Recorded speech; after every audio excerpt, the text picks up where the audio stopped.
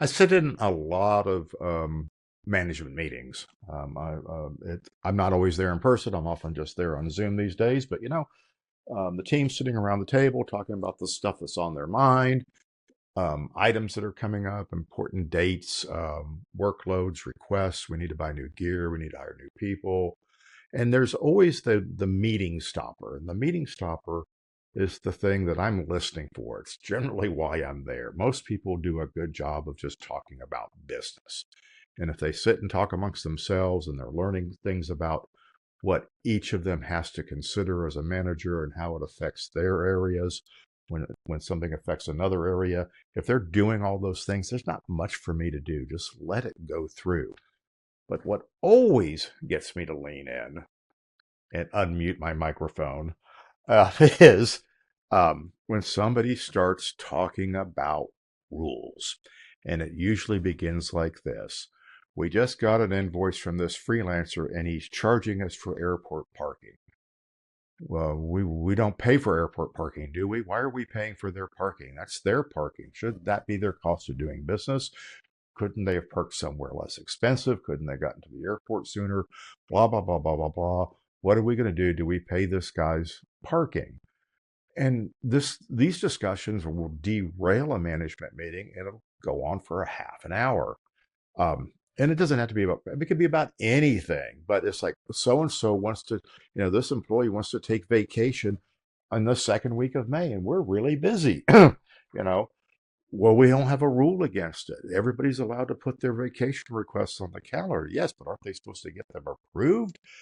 So why are these things derailing meetings? And it's because many companies are rules driven and rules are problematic because rules are binary. They are black and white. Either you're within the rule, yes, or you're outside of the rule, no. And if we don't have a rule, we've left this huge gap of interpretation. And should there be a rule there? If somebody puts a travel expense on their invoice, does it meet the rule? If there's no rule, how do we know? And there circumstances where it would make sense for us to pay for that, and other circumstances where it wouldn't make sense, of course. So how are rules going to help us? So this tendency to come up with rules is derailing. It's not a good use of management's time. And when I inject, I said, guys, we don't want any more rules. Well, what are we going to do instead? I'm glad you asked. I'm going to talk about that today. Welcome to your weekly dose of uncommon sense, helpful insights, and tough love. The Intentional Success Podcast comes to you through the generous support of Merch Crew. Merch Crew is the smart way to book quality AV freelancers and protect your business. Your choice, your rates. Merch Crew handles contracts, insurance, and payments so you save time, cut costs, and reduce risk. Start today at merchcrew.com. So when do we need a rule and when do we need a rule's best friend, which is a policy? I find that if I can get a management team to understand, if I can help them understand what a policy is and how they can supplant or eliminate the need for most rules, then all of a sudden they're going to be more productive. They're going to be more creative about how they look at things and solve things. They're going to be more considerate of the people around them and each other. Lots of good things happen when we introduce the concept of policies. So let's talk a little bit about that. A policy allows for exceptions. A policy is something that allows for consideration. For example, we're all frustrated when somebody wants to charge us for parking at the airport, and we don't park at the airport because we know how expensive it is. But if I'm paying the bill, all of a sudden everybody can park at the airport and I have to pay for it. I hear this all the time. Yeah. Too much money, too much money, too much money. Well, what's the policy? Well, the policy is we don't pay for airport parking. Well, why haven't you told people that? Well, it's in the rule book.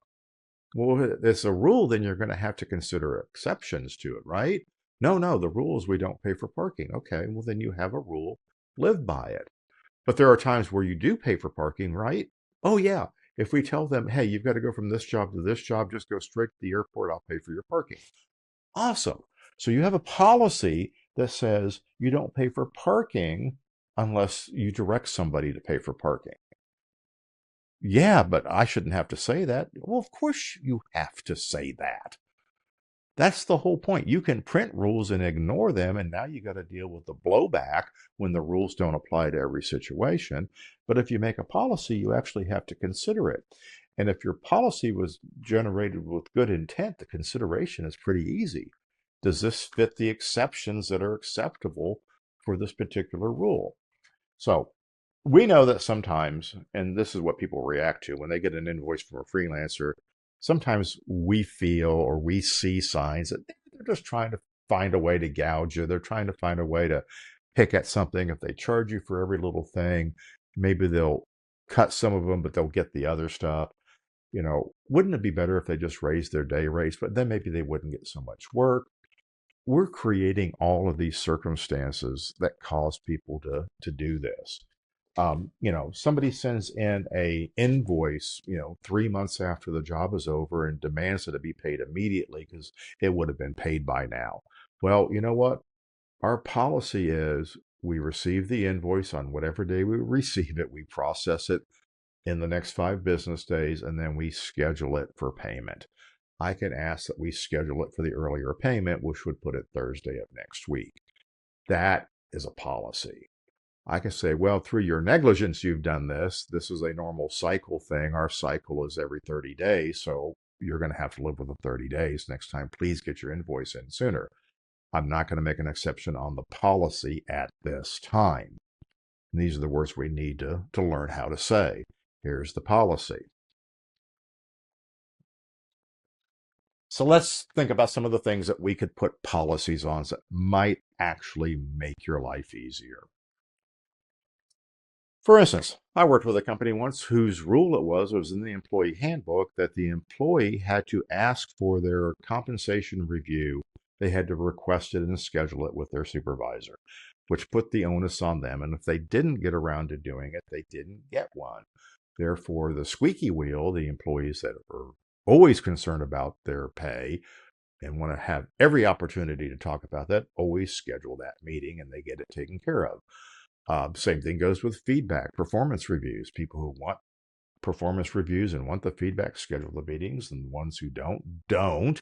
And therefore, we don't get the opportunity to elevate an employee, give them some guidance, nudge them in a better direction. Our rule's not working, right? The rule is, the policy is we will accommodate the schedules, but the rule is it's not negotiable. You will have a review. So some things that we can do to make your life easier is by having a good policy. The policy says your compensation reviews and performance reviews happen every year at the same time. And that time period could be the month of August. Okay. So it is up to both parties to find the time to meet. Okay. The reviewer and the reviewee. So the policy is this. Now there's room for interpretation. There's room for exceptions. If the worker says, "Hey, I'm actually out of town for 3 weeks, then I've got a family vacation. Is there any way I could do this either at the end of July or the beginning of September?" That's a reasonable exception to the policy. Therefore, I will make an accommodation for that person. Okay. Or I can do this part of it then and that part of it then, but I need the policy in the first place. If the rule says this is when it happens, it gives me no out. The employee can't make it, therefore the rule is broken. Do I fire the employee? Do I fire the manager? What happens here? I'm creating a circumstance that I can't reconcile with rational behavior because my rule was irrational because it doesn't anticipate the normal things that happen when humans are involved. So it could be what we might say is that, we need rules for things that are inanimate and we need policies for things that are animated. Another policy that I find helps people is look at your calendar. You know when you're normally busy, and you can say, "Hey, our policy is we don't accept vacation requests in May." Okay, and whatever time periods you have, and just make that's your policy. Now, it doesn't mean that people can't ask because it's only a policy. It's not a rule. Okay. And the policy says we will consider your request and see if it's appropriate at this time. If your daughter's getting married, great. We're going to give you some time off. It doesn't matter when it is. We're going to work with you. Hey, we'd like to go on a vacation that week because it looks like it might be cheaper. Well, then taking that vacation in June and saying, I'm sorry, you will make more money that week and you can afford your vacation in June. I'm applying the policy, and the policy says, I need you on that week. You're very valuable for the business. So again, vacation days, vacation requests, policies are great. Rules kind of suck. Here's a rule. Heavy stuff goes to the front of the truck box. Now, this sounds like, you've heard this. This is common sense. Put the heavy stuff in first so we have a balanced load between the axles, yada, yada, yada. It's kind of hard to argue with, but it's not a good rule. Okay? There are exceptions to this rule. I want to put enough heavy stuff in the front so that I can offset the heavy stuff I have to put on the tail because I need the power distros and the heavy cable for doing the tie-in so that I can run my motors up as soon as they get off the truck. So there's stuff I want on the tail of the truck. So my policy is we need to put these things on the tail of the truck. My rule is the truck goes out with safe balance. There's a rule. Is there ever a reason to not accept that rule, to say we're going to send the truck out unsafe? No, there's not. Okay. The policy is, okay, we will consider where everything goes so that we can meet the guidelines of the rule. So again, when do I need a rule and when do I need a policy? The rule is trucks go out safely. The policy is there's a number of ways that allow us to do that. The best practice might be to put the heavier cases on the front end first. Another example, the billing us for parking thing. So this is kind of that reverse thinking. You cannot bill us for parking. Okay, it should be we don't pay for parking. Our policy is that we don't pay for parking. It's not that you can't bill us for parking. You can bill us for anything you want. Okay. However, we don't pay for parking. So there is our policy. The rule is you can bill us anything you want. The policy is we don't pay for parking. Is there an exception to that policy? Yes. If I told you to park and I would pay for it, that would be the exception. If I told you to find another way there, great. We will pay X amount of dollars for ground transportation. Or we will say, hey, this is your cost of doing business. Okay. I don't care if you live 5 minutes from the airport or 5 hours from the airport. Your job is to get to the airport. And I'm paying you to do the job, and the job is worth what it's worth for you to do. If you have to charge me more to do the job because you live 5 hours from the airport, you're kind of telling me I should hire somebody else. So I'm not saying there's a rule that you can't charge me. I'm just saying we don't pay extra if you live farther from the airport. Now, you can sort out your life and your priorities and what you're willing to do and work for. I've sorted out mine, and I will consider your request. But if I say, hey, I need to book you out of this airport, Southern California friend, you guys all have heard this. Oh, I fly out of Ontario. Well, guess what? Your flight's going out of Orange County this time because it's way more affordable to fly you where I'm going from there.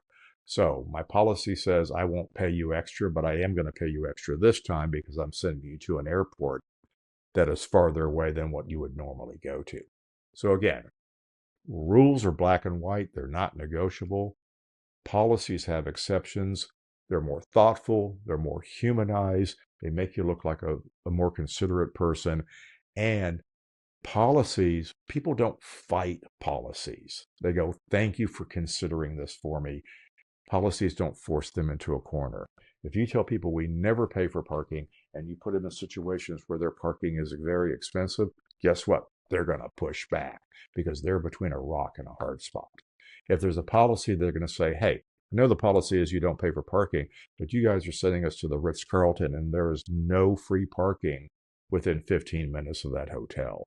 Are you going to make an exception for this trip? That, my folks, is called an adult conversation. So quit making rules. We don't need that many rules. Figure out what your policies are. And when there is a question, State your policy clearly and be willing to apply it evenly, and you'll find a lot less resistance on your team. You'll find a lot more harmony about the decisions that you do make.